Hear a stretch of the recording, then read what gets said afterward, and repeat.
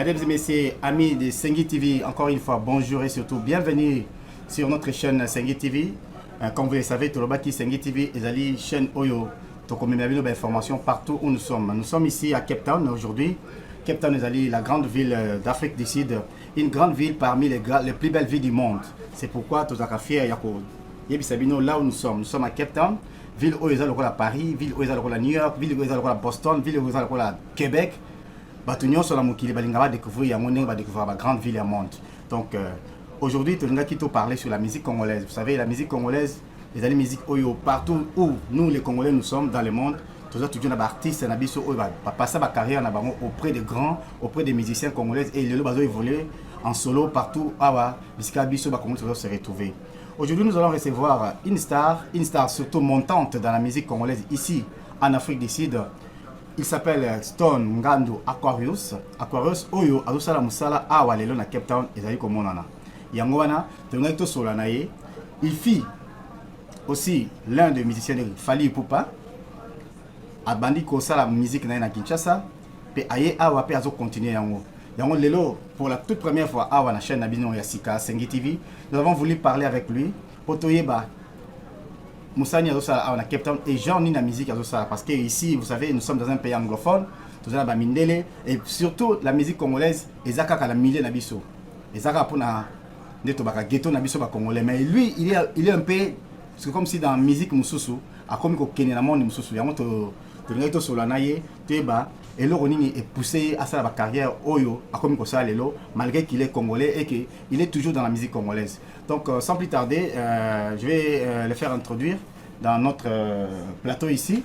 Pour la Royambaye, nous allons parler avec lui, Stone Ngandu Aquarius.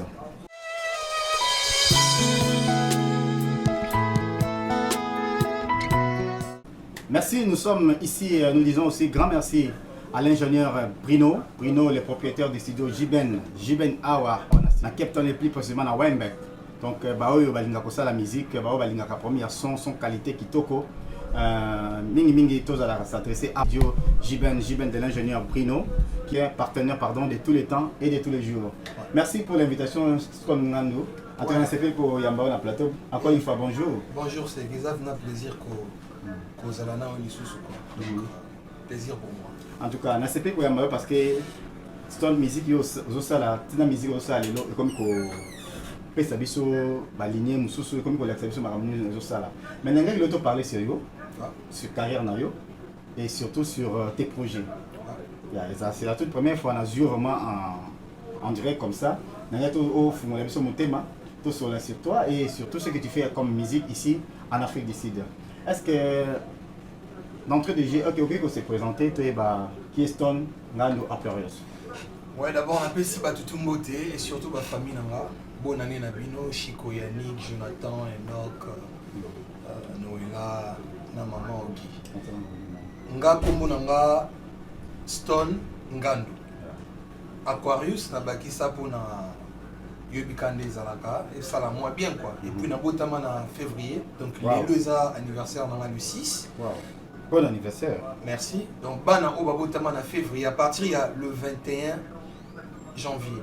Si tu as le 11 février, tu as Aquarius. Donc, horoscope dans la moine. On a l'attaque comme Aquarius. C'est ça. Comme Aquarius, il y a un peu de musique. Si. Donc, c'est un peu ce que tu as musique au bandi à Mowapi. Et au Saline, j'ai introduit ici qu'au Beta, il y a un couple, il a fallu Poupa. Donc, il y a d'abord musique au bandi à Mowapi, il a fallu Pende. Musique au bandi à na école Masamba, biso za ba natif ya école Masamba. OK. To ba ngana bani na yolo, na ko kolongwa na 4e des humanités na limité. Donc toto komaki na ba 3e mois, 3e 4e to bandaka commence musique. To kutaka déjà idéologie, biso yaki to continuer yaki. Et tant que kolongwana na ndenga yolo to komo kanga ba masa na ya Masamba kaka to komo créer moi koyemba. Na pesi kuta passant vient na vie là pour un vieux. À l'Institut Masamba. École Masamba, c'est-à-dire école Masamba. École privée, oui. Tobandi Koyemba te mais Komeka. Matete ou c'était non, à limité 12e rue. OK. Ouais, on a Tobandi Komeka.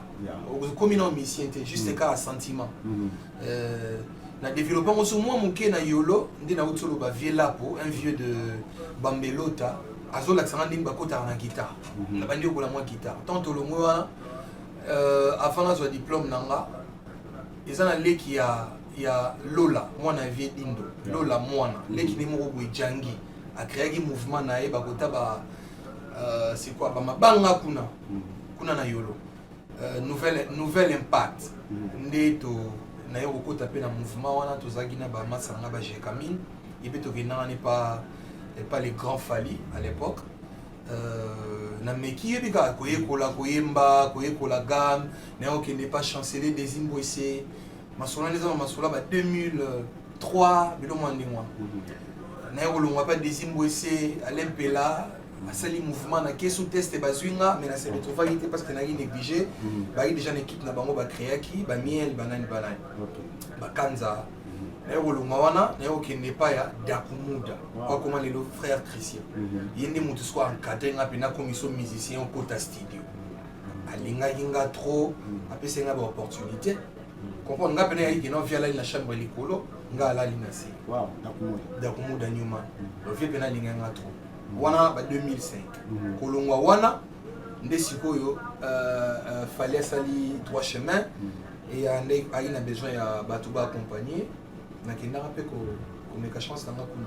Et vous étiez retenu ou comment? Mais bien sûr que j'étais retenu. Bien sûr. Donc au salon d'interprétation il y a 3 chemins na quartier na orchestre Fali. Oui, au salon d'interprétation. Il y a 3 chemins. Donc beta ba concert na kin tout. La beta ba concert na kota pe ba studio par exemple Nzembo Skol na Chabaker wana. Tozaki na Nzembo mo ba salaka dédicace na Vincent Gomez na Mama Evi. Il y a 2 titres.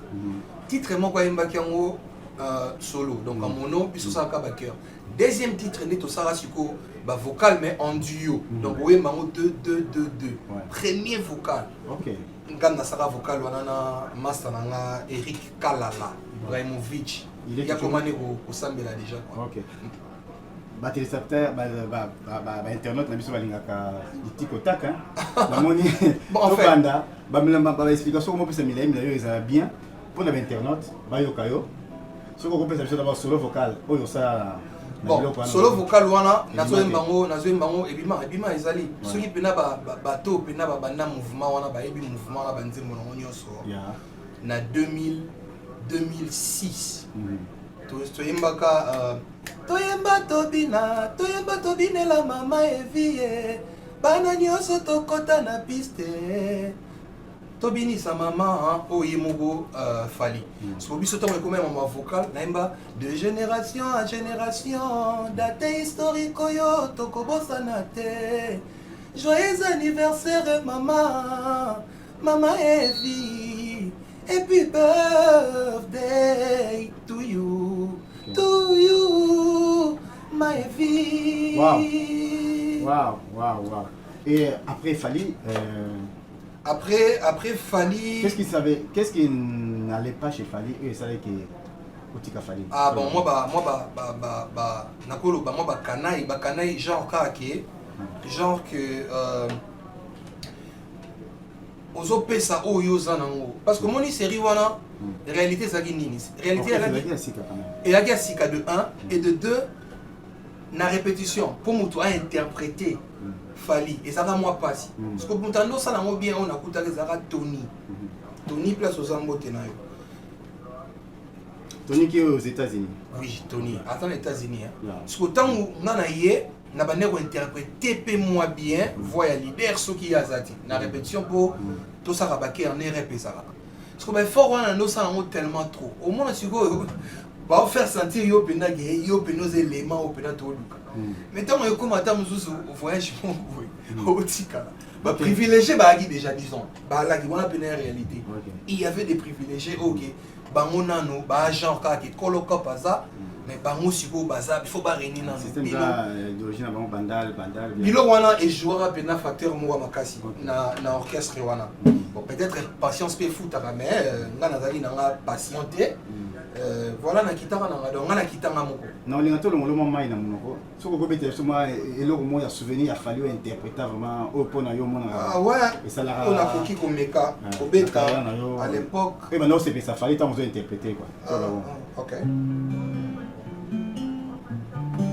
Nous profitons pour dire un grand merci et surtout salutations à toi ma petite sœur propre Kapi Emilio Kapinga. Soki makoma mele koma mangana nzoto nalakisa ebwakanisa peut-être akochanger idée Tabou Fatou mama na compressor nalingi te nazolinga kaka ti mokolo akolinga nga na sepela Chérie fini kanga liputa mama mozuzu te na kolinga kaka ye. Ok, je crois.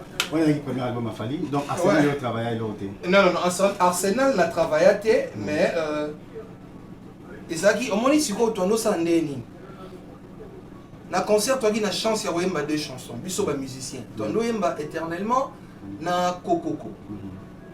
Son éternellement tokomaki ko bakisa ba vocal na biso ndezalaka donc na charape oyanga mais tant sido Arsenal les salaminga na gisute ba masa msuki ba palola ba plan nga c'est pas grave donc c'est ça bon bito ka pelo ko ba beta na Arsenal biso en fait ba beta ni sauter na rolo ba ti wana na rokosa wana rokosa eza qui otiki eloko babeti yango mpe mobimba bongo te bamodifie bapandi kaka koza na dio moko Eric asala na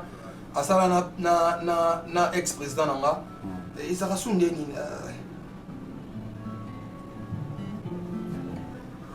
eloko yango ekokimanga na ndenge ya guitare eza mwa kala teo butu kadi muyamba jibwili wendo gegenga lula elaka Laura Lorenzo,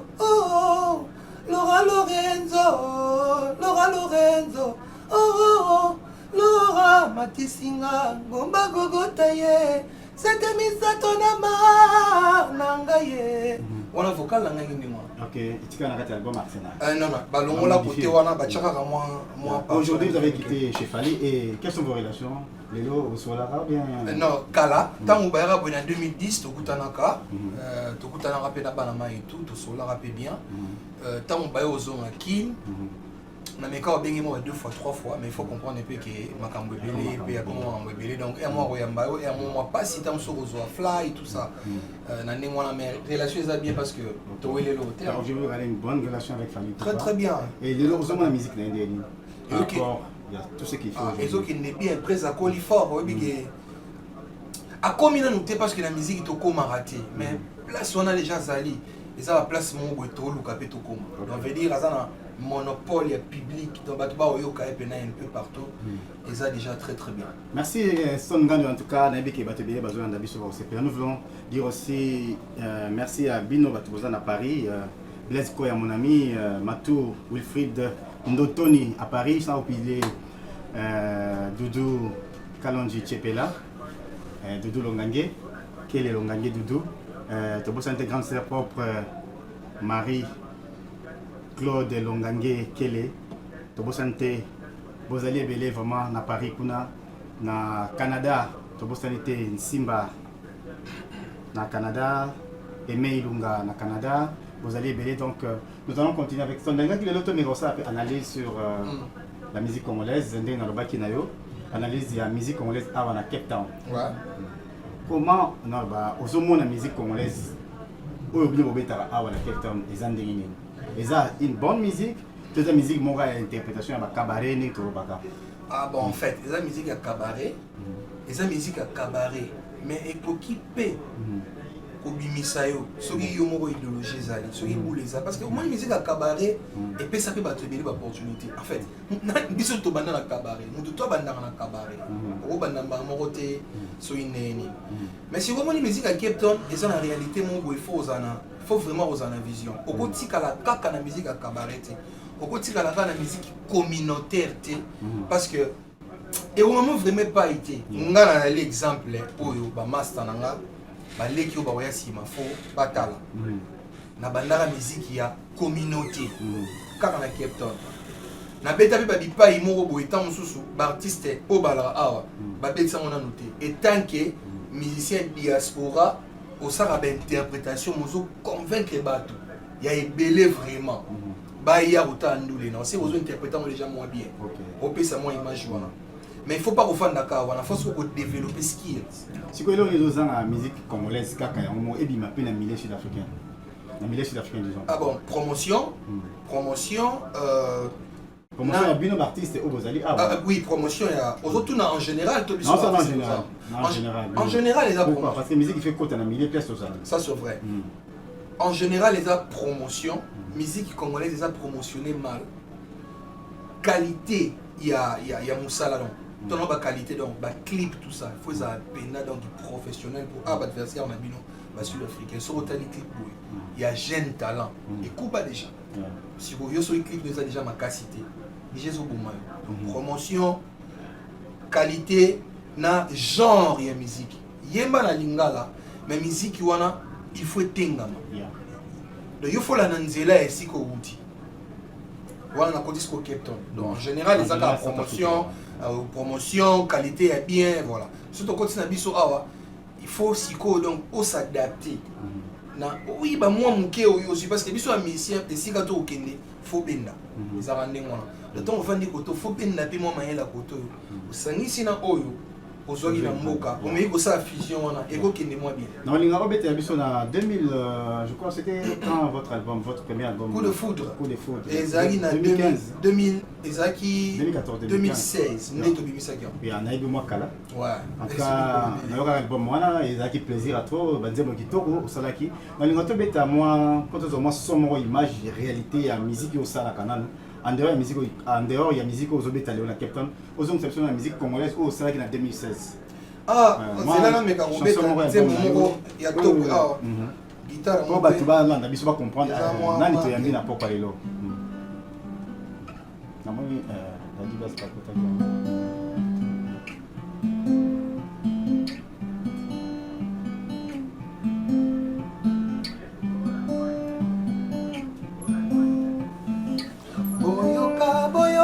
histoire mwana mobali moko Namada City. Il s'appelle Thierry Togueo. Azalaka na retreat papa nari na compagnie na Yerite Sécurité. Et banda le 11 août 2008, l'élo 2015, ces anglais c'est rien. Papa zosala se oyo nzamba tinda biso tosalisana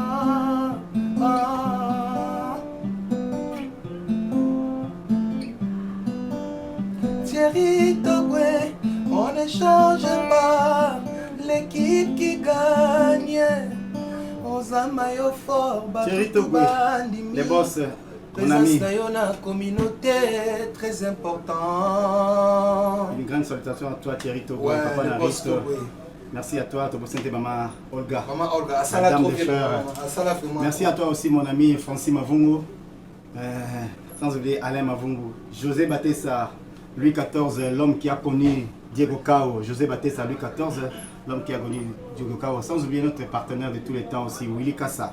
Willy Kassa, l'ambassadeur de tous les banambinza ici à Cape Town.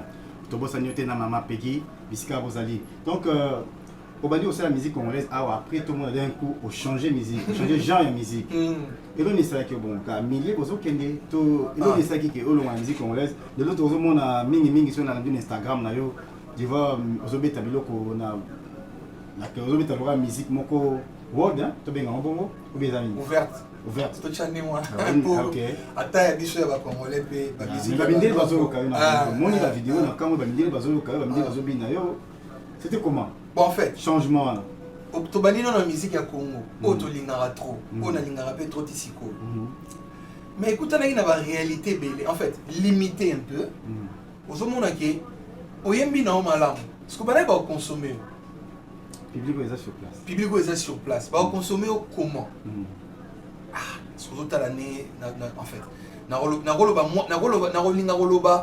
réalité oh vraiment te na TV parce que ça va secret na biso mboka l'état qui na zappé ketonien faut na protéger public nanga donc ba struggle ali na communauté il y a des problèmes na communauté autant mususu ko biso ndenge musique ekendaka le roi ba droit d'auteur ezate la musique na biso communauté to dépendance ko na bino communauté ne botambo sa biso so communauté beli yo po beli beaucoup de divisions, beaucoup de problèmes, tout ça un problème. Communauté voilà, donc cause, pour tout n'a raison. Si vous, na mon avis, il faut développer skills. Le roi Nzamba Zaramalam, ayo kutanisanga na mon fire, mon mbele, mermas. Oh, ça c'est un blanc. Non, c'est un Congolais. Ok, mon fire. Oh, benanga mon fire, mon mbele, benanga mingi mon mbele. Ok, ok. Et puis surtout benanga mon fire. Parce que mon fire déjà là, mission mon wabeta presque tout. Ah oui, Mbappé.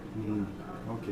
À ça, va franchement, il y a musique qui quand il y a Congo, et ça va théorie ma musique à Jamaïque, malgré na imba ngo lelo, na ba bikolo na nyoso libanda mais ba musique quand il y a Congo, ma so beta ngone mo boye, et c'est belisana mutazo kalingala te. Ok. Ndo monaki azwa kinga.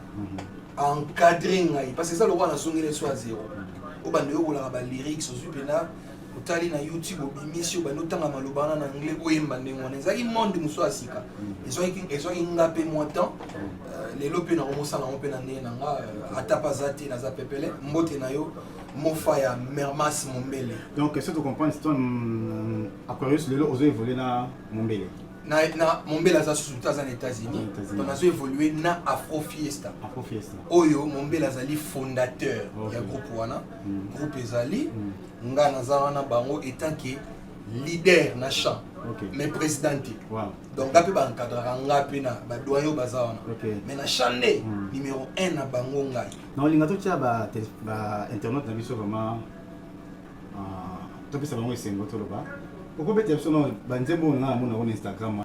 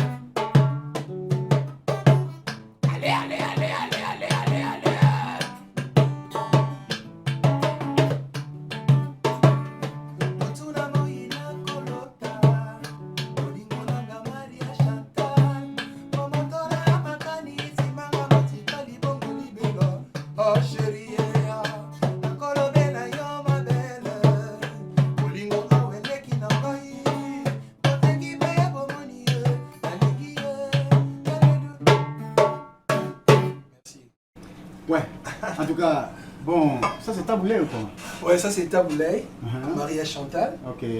Au moment où on a dit Mbaboué, Bazan a tina terre ou yoga nini oloba. Ils ont ramené mon son de Malabambat. Ils ont raté Fouba yoga espagnol wana, musique wana gande zoki, harmonie wana. Yango on est au benara international entre guillemets. Chikoyo, na mona ki obeta rata mo obeta mo binde bazobina, na bi ke musique za nangola, combiner les sons et ce que ça bien ba ko yoka robina.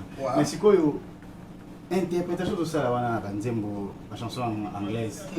Na bité ozo sala mondé non. Eza recherche. Oka ko fana mo ka bien. Non, eza musique à recherche la musique à recherche donc où ils ont recherche où banano parce que on les a ngati les interprétations il y a Carlos Santana was un mexicain aussi go et bananeni ni yo o yo kanzembo Santana pe oyekola faut ça la recherche siko pese bo ndengo ki bozo beta musique wana recherche sur musique ya na groupe la Mo Fire na ebité Afro Fiesta ndé bozo évoluer kuna lelo pour convaincre le public sud-africain dans la musique ou bien ça là tous les andérini bon musique n'a biso mini faut dire vrai mais on peut la musique congolaise non on joue on mélange il y a un moment on a mis deux on a mis Maria Chantal musique congolaise on a mis Nzembo Santana ou Ali mexicain est-ce que le public va y carabino va participer à concert dans nos live il y a mon Kili Mobimba OK avantage en Wana. Parce que s'adapte à votre musique. Facilement. OK. Facilement. Mais monsieur sur mon route bandi banzembo bo balingité parce que à Mexique. Aye bien mo. Et aya déjà yo avec musique africaine, bolobi Afro Fiesta. Fiesta des fêtes. Afro Afrique. Musique africaine. Fête la musique africaine. Donc musique africaine est là ma casse trop. Mais il faut siko harmonie nango et beta ma correctement. Wow. Ma projet non siko. Bon là, Africa Fiesta, vous évoluez aussi oui, en solo, tout ça dans band Adio, it's called Stone and Daddy. Wow. Donc ils ont genre Dalton. Na film Lucky Luke. OK. Lucky Luke. Lucky Luke tous on sont en français. Tout bien on peut en anglais là, Lucky Luke. Donc tout bien rappelé biso malinga na Daddy, na ba function ebele. Pour moni Afro Fiesta. Ils ont une idéologie de musiciens à Bangoté. Ils ont une ambition. Ceux qui copent, nous,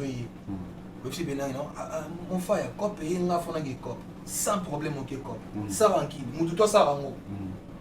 Moutouto ça rango, ça libre. Donc, biso be tous en dio na biso Stone and Daddy. Tous appellent un contrat aussi sur Afro Fiesta.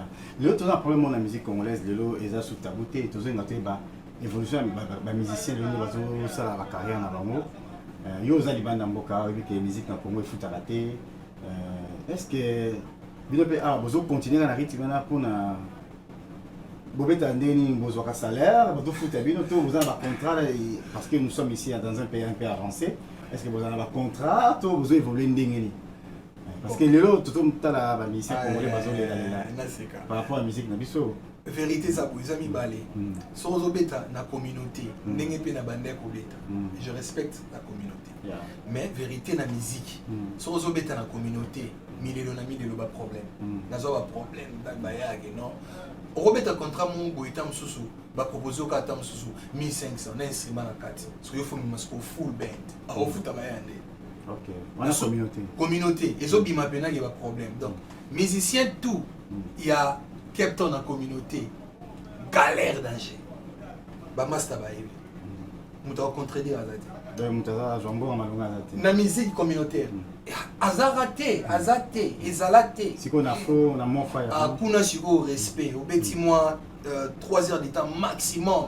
Maximum mais à 3 heures de temps en 3 sets. Donc veut dire 3 heures de temps, 1 heure de temps à 15 minutes à break. Chaque heure on est dans 15 minutes à break. Bon, vimba, na oloba montante, mais bon à respect. OK. Donc c'est ce que vous devez faire aussi pour la bande comme sous quoi ça bamba landa balinyo on a tout ça ndenge. Les important c'est effort na bango moko tant mon mbele a solliciter ngai na landa idéologie. Abenga ka ngamoko te. Abenga kana baninga muso amonaki bazana batala. Ba master ba kokate ba na problème ya go. Ozonga chic ya koyekola reçu papier ko la nzembo anglais. Ça sacrifice. Sacrifice on est moi lelo na olia. Nous disons grâce à votre éducation. Et ça très important. Orosuka parce que c'est on musique hein. Et là moi mon kina mona grand nga fali et là on a sepela naï. Non sepela ne te poso ineni pona art. Mon apena qui a comprendre qui a raison mama koloba. A raison ka mama koyemba te. Donc il faut y écouter.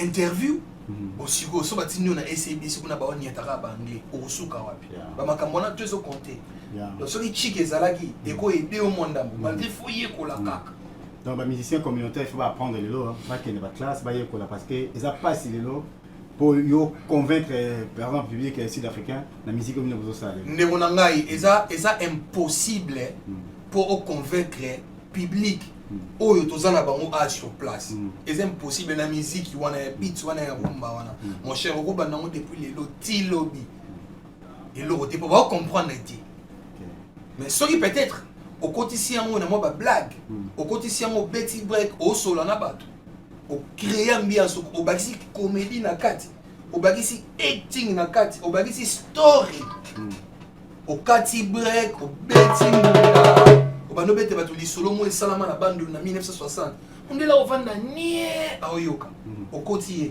na suka apesi valeur moko boyo on dimati avec votre musique au ça les Stone Aquarius c'est donc on s'est retrouvé dans la musique dans le on a capté par rapport à l'avance où vous allez qui dans le c'est que naza on s'est retrouvé makasi ceux qui nzambazo pambola fondima naza on s'est retrouvé makasi donc depuis na comment na vie wana vie n'ange change. OK. Merci à Mombele pour l'encadrement. OK. Grand merci à toi aussi les profs Mombele. Grand prêtre. Prêtre, ya ba prêtre. Bravo, Pembo Tani, aux États-Unis. Mais dans l'introduction, j'avais oublié une chose, au Beta Pepa Champagne, overdose, que nous savons. Ouais, Queen. Wana Queen na biso. Ya mboka. C'est qu'on dit au Beta Pepa na. Oui, bien sûr. En fait, na bongisa côté wana na Beta pa Champagne té. To sala orchestre na Champagne. Parce que je n'ai nazala jamais Rumba Soukou, c'est quoi ça? Diaspora Soukou. Diaspora Soukou, bien sûr. To salango. OK. Ngatango, to ebana Champagne et pas ya vieux fou de son. Fou de son. Moko pe ya biso afro guitariste. A salara pe mouvement na e ba série moko boye, mo ba mise en tente na ndenga afro fiesta, ndenge zalaka na vie. Siko na ko ba Champagne kuna. Des relations. Champagne a bêta en solo, à l'occasion de musicien, ngape na na tchake poa. Donc ce communauté pauvre Tintin Tétino paix à son âme, tant ma koufi, communauté sur on a besoin l'idée à mon fabima. Et toi loin est tombé pas Champagne. Et là il on entend na ngati. Malgré na ina talent. Ah si vous cassez ça la master. Idéologie créée mais. N'était au créer mouvement to recruter ba musicien mususu. Et qui n'engé qui na. OK. Donc il y a rien à voir qui na bêta pas na. Vous avez accompagné Champagne. On a collaboré à Champagne. C'est ça la vérité. Et au Tiga qui est calmement, vous avez une bonne relation avec non, il y a Tiga c'est une idéologie de DJ Benawera. Donc, polémique qui a été et fout à Bébiso, dans la communauté. Et ça l'a Bébiso bien. Mais les lots, c'est les cas. Docteur, le musique va se retrouver. La Champagne va couper des bébés. Non, Champagne n'est déjà la bien par rapport à. C'est une grande dame. Madame Champagne. Oui, Torobi ça va histoire et a privé na TV a bien, mais la musique a bien dit. Tout n'a à répondre à la question. C'est question dans la musique, on a bien dit, mais la vie carré. Conseil nous PC.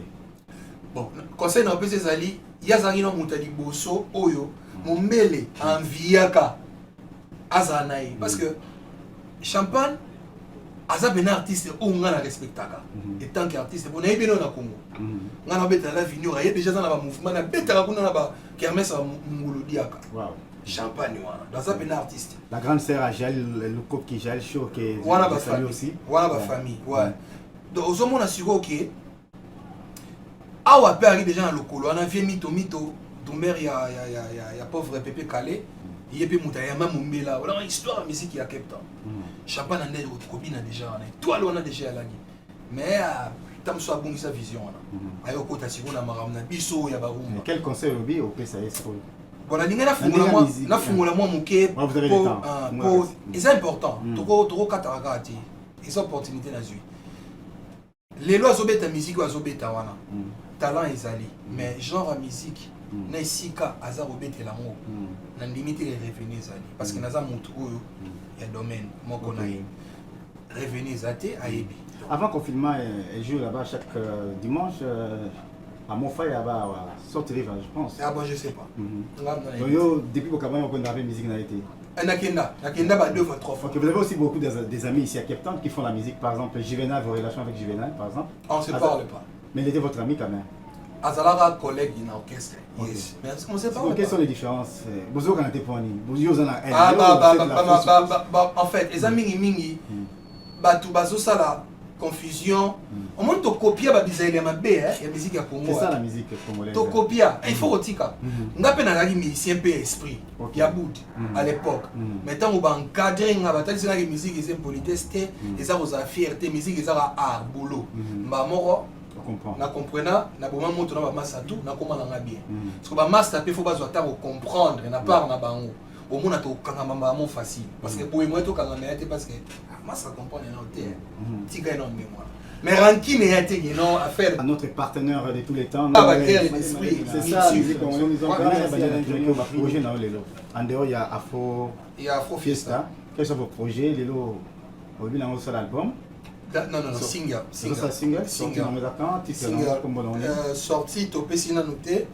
Titre ya single peu na PCP na noter. Nazaka na étape ya otonga banzembo. Banzembo Cécilie, tu vas déjà au programme ngo. Voilà. Maximum eza 3 chansons. Eza 3 chansons mais bobima moko. OK. Comment on tourne OK, ça va titre to yemba batu comme d'habitude chez les Congolais. Non yemba batu te. Eza nzembo moko to mibale. Eza banzembo misatu. OK, non moko. Mais to bimisango moko na tourne ngo. OK. De eza nengwana to yembeli batu te. To yembeli juste ba réalité na bolingo poto yembela ra bolingo ti. Donc, est-ce que sorti Vanité, mais en 2021, tu vas dire? Et en 2021, ça c'est sûr. Sorti, tu as repéré sa date. Tu as dit qu'il y a un manga de sous-sous. Tu as repéré sa date, tu as des détails. Tu as repéré un manga a cappella. Je ne sais pas ce qu'il y a sur place. C'est bon. Si tu as reçu cette émission, tu as une question. Tu as eu un bon billet comme un thème. Batu mingi balbaka stone hasard conflictuel. Et moi le bani. Bien sûr, hasard mutumo trop de litiges avec des gens les congolais. Oh là là. Donc aux hommes tout le monde sur vendre il faut beaucoup abonner. Au fait il faut beaucoup abonner. Mais en tout cas éviter les alanini. Apparemment vous êtes un garçon bien éduqué, très pro, vous êtes vraiment trop poli. Net personnellement je te dis vrai na mon remarque moi dans ça dans mais les alanini yo na bateau des amis par exemple excusez-moi de dire par exemple votre meilleur ami ou vous avez même immortalisé dans votre album Didier Piana. Ouais. Au souverain aboué pour l'anime. Didier Piana que j'ai sali. On ligne un peu son réponse pour nous ramener non relobamo à tes pour. Non non c'est une question parce que tout en général. C'est le socle makamo batbaka au vanda na baningate. Ceux qui vanda muninga faut bebana. Vanda muninga faut bebana. Non mais nga za pe na baninga pété c'est en vérité yo bima salanga nani. Pas moi je t'es azaté.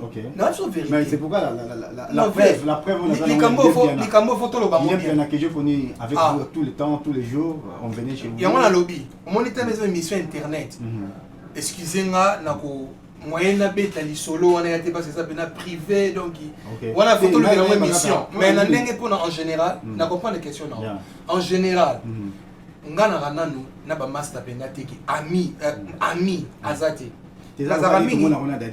Après 2 mois, tu as sur mon ah, mais bah, évitez que de ça guinine. Mais la plupart, c'est comme si, pourquoi tu es toujours isolé? Il y a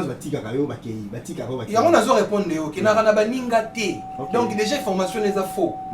Ngana na baninga te auto za na bantu sale kiri balarate ka wana oyo ya master tangi yango ka salama so faut louer bato kana magi ndenge nini esuka ndenge nini mais en général bato yebinga te ba janga na musika yo yebinga okutinga na makambo wana te ngana respect gentil kanda mukuse na linga bêtise te ça c'est vrai mais respect gentil motema mabete secret bapesanga ba mumbele motema mabe ekango fungola ofungwama na fungwama na kana problème na batute batu fo ba ebango mais soki bato basonga mabe na koyoka na musika na sengi bino bolimbisi bino mo boyebi ke wa prochanga jamais opesinga bonjour na chelongi boye boyebi ke salamate et salamate boyoka masolo de bouche à l'oreille yo mo pe comme d'accord quand même na yebi makambo wana tout omoni seki ngai bato yo na yoka na talaka na vie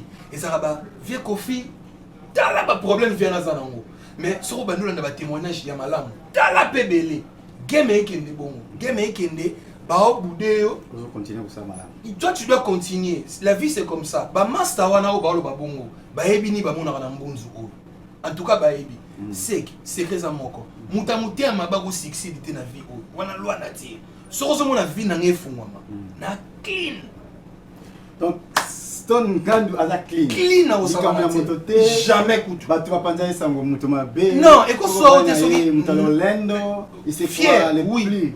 Fier les musiciens le plus ceux qui te bengani de non. Fier na ngeo déranger na vrai on te retourne dans la mimo de musique pour ça là. Ami musique. Ami musique en dehors de votre groupe là afro. C'est ici. Na et bon ba mi na bi hein. C'est. Au moins ni ba massa ozolo ba mi musique. Ba on peut ba mite. Ici, il n'y a pas d'amis, oh, ami. Et elle a raté. Amour vrai, ça a raté. Tout bon, ma pointe, la vérité. Non, on dit ça, ami à très, tiens. Non, on dit ça, ami à hypocrite, tiens. Quand tu m'aimes pas, il faut qu'il monte. Bah, tu verrais, bah, ensemble, bah, on a raté. Il y a combien de fois, on a fait des kiria, bah, tu vas dire, là, on a bon, chaque jour, mais si on a fait, chaque fois, on a yakawana, bah, soit on a encore. Mais là, c'est beau. Fait, on a bon côté. On a soki, aux habientés. Au monde, on a vraiment, c'est la marambosa raté. Na bendani Serge Kachala mbote na omasa na ngai wana pe master on attend un musicien té ayo ni ga musicien pour la rapporter au makambo ba en tout cas nous disons grand merci à vous tous qui nous suivez moi ba mbote na master s'il vous plaît en tout cas nous disons mbote mingi na yemoko le boss des boss Kaya Kayamusha le boss des boss Kaya Kayamusha le boss merci mingi na le boss Kanda Electrical, K Electrical, le boss Kanda, K Electrical. Merci Mingina Thierry Togo encore une fois. Merci Mingina Alain Mavungo mon ami. Alino Facho, Alain Mavungo. Mon apoto ya Tonga. Ouais. Merci à toi Stone Ngandu. Merci. Merci à vous mon vieux. J'espère que vous allez en non, il faut développer le romakasi parce que dans le monde entier, on a besoin de pourquoi bien. Tout cela vraiment quoi. On a remercié Soussou. Baturo babananga na tango ya pasi. Moto ati info kapa, on a valeur mon na vie na. Ya info kapa. Ogondi mati. Igelonge indaba, on a valeur mon na vie. Akenda wapi Igelonge. Wow. On voit ce que va faire nanga. To ça fait un mois to sola de. Mon monde a tout sur la sauce parce que bah rafraîchir donc tout ça n'a pas tout ça félicitations à vous na pesi Youssouf Ourada bato yo ba sunganga vraiment Trésorier Moussa Midier Thierry Togo encore et toujours mon vieux Andateka Serge Kachala na London bravo Mutombo mokonzi na ngai Asia la patrona na Gisasa aba Roli Mukoko Mukox président Abisso Poulet, il y a les anges. Chico Chite, il y a grand frère Manu, mon père, Thierry Mateka, Gino Senna, na Joël Diams, la fille en diamant. Ouais. Votre mot de la fin, peut-être pour clôturer l'émission. Rolobani n'a pas tenu ce Bandibiso, puis Rolobani n'a pas ninga, ou la musique à Cape Town pour clôturer. J'espère que les Ambaliboso nous aurons le temps aussi pour parler dans les émissions qui viennent. Na préféré mingi aussi lisakaka na bateau bazola na biso pour na ba masalanga Cape Town photo fungolela mouvement donc ils appellent une mission basée na makambo na pour trois kolobeli na ba conseil na ba critique na opesa kaka d'abord na loba bolingo et régner na kata mitema na biso monitor électronique na ba période ba covid et si lina nuteza kaka to bungisi pe bato mingi donc vivre vraiment le fundo eza na tinati orgueil eza na tinati je l'ai compris donc place aux anneaux talangai sans un ndeko mo bosola rati bosolo la please parce que vie eza mon poussé donc amour et régner na kati ya mitema na biso one love tozala bomoko tokosala ebele. Merci, nous sommes arrivés à la fin de cette émission. Nous disons merci à Bino, en direct à Paris, en direct à Kinshasa, en direct à Cape Town. Merci à toi, Gianni Kabamba. Gianni Kabamba les fondé. Merci à toi, Goldberg Wamachinda. Merci à toi, Alain Mavungo, mon ami. Merci à toi, Kale Jeff de Paris. Kale Jeff Kalala à partir à Paris. Merci à toi, Doudouke les Longangue. Doudouke les Longangue. La maman Nabiso, Marie-Claude Longangue, Yachibo. Merci à toi, Nabino Sobolandi Biso, Tobo Sanité. Tous les amis, Yolande Ieke, ma petite sœur propre, avec l'IPAS et solo. Ingénieur Bruno, à toi, merci. Ingénieur Bruno, pour votre disponibilité. Merci vraiment pour le studio. Merci dans le studio et nous te lancer appel à la bonne musique. N'hésitez pas de nous contacter pour vos sons, pour vos vidéos ici à Studio Jiben Production, Production dirigée par l'ingénieur Bruno qui nous reçoit dans ces studios. Tous ceux qui ont pour en tout cas ceux qui vous ont ça là commentaires, tous en suggestions, n'hésitez pas à faire vos commentaires dans Katia YouTube, Nabiso Sengi TV et tout voilà très intéressé pour répondre. Grand merci à vous et surtout bonne soirée à vous. Bye. C'est que nous avons dit ça et donc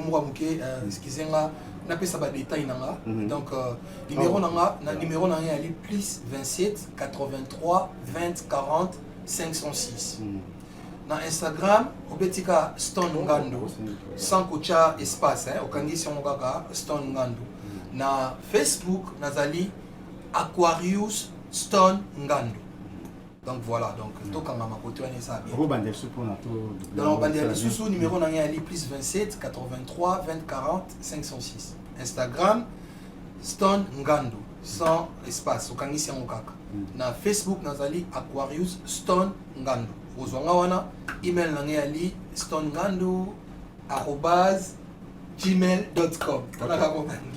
Merci beaucoup tous ceux qui apprennent les lots et nous disons que les propos tenus dans cette émission n'engagent que son auteur. L'auteur c'est Stone Ngando. Donc si vous êtes gêné, n'hésitez pas à nous contacter aussi. Il y a sa droit de réponse peut-être et déranger. Merci à tous et à toutes. Nous disons bye bye et on se retrouve à la prochaine émission. Bye. Bye.